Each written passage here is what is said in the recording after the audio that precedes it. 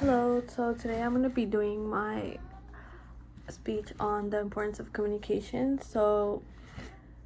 Yeah. So, speaking is done everywhere.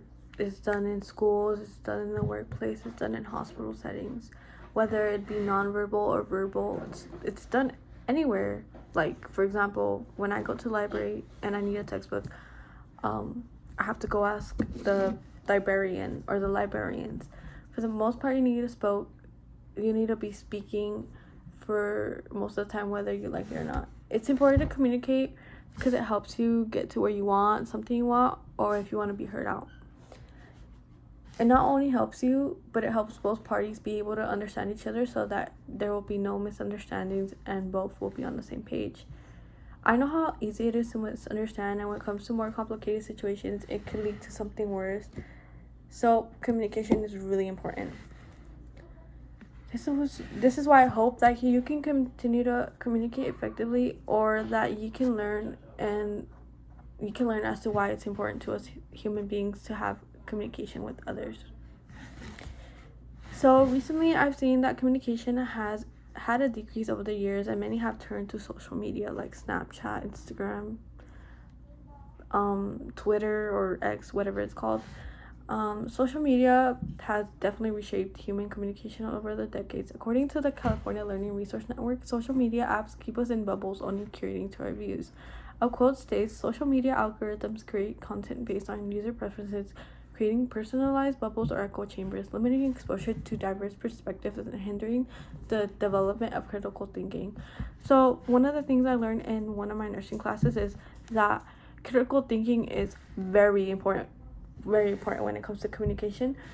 And I think that's horrible. This selective exposure reduces the need for active listening, as users are less likely to encounter viewpoints that challenge their own. This shows that communication is increasingly getting worse, and we should be concerned about how it doesn't seem to get any better. According to the article, How Lack of Clear Communication Can Affect Your Life and Ways to Approach It. Ineffective communication can lead to many miscommunications or disagreements too. If you have a difficult time communicating, you might find yourself not getting your needs met at work, with your family or friends, or even romantic relationships. This article states some general signs of poor communication include passive listening instead of active listening, shutting down, yelling, screaming, dismissing other people's needs or point of view. If you continue bad communication practice, it can affect us mentally. Someone who has depression, so they usually struggle with communication as they have longer pauses. It makes it really hard for them to communicate. This also applies to someone who has social anxiety, so they pause more, making it harder to effectively communicate with another person.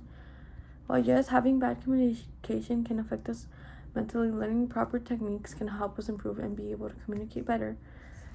So you have to recognize the relationships you have with others, in which communication is crucial, and it is crucial to our mental health as well. And adopting strategies to manage them successfully is essential. The good thing is that we can learn how to communicate effectively. Like I previously mentioned, you have to identify the problem and then try to fix it. Assertive is one of the best, as it respects the other person's needs while expressing yours. It makes it healthy for both parties, furthering the relationship. For professional communication in a workplace, it is important to make members or team members feel safe to share an idea or admit a mistake without being laughed or reprimanded. It thrives when communication remains open and respectful. We can continue to lack communication skills that can possibly risk our needs and the relationships we have by staying silent, letting resentment build up towards others, not talking out conflict with the other party, resulting in awkwardness or tension, and like I said, worsen our mental health by avoiding communication. Or we can choose to learn the best communication methods or habits that will help us in the long run. We can do this by preparing ahead of time. You can do this by knowing what you want to say and how you are going to say it before you begin any type of communication. And for nonverbal, I believe it just happens. Like, be expressive, I would say. Practice active listening. Listening is just as important as speaking when it comes to communicating successfully, and be mindful of nonverbal communication. Nonverbal communication has 65 to 93% more impact than spoken communication. In conclusion, I urge that you guys can learn ways to effectively communicate or keep communicating as an important part of your daily life. Try to communicate with a friend by planning a get together, organizing a study session, or just hanging out in general. Do anything like watch a movie or something, and then talk about it later.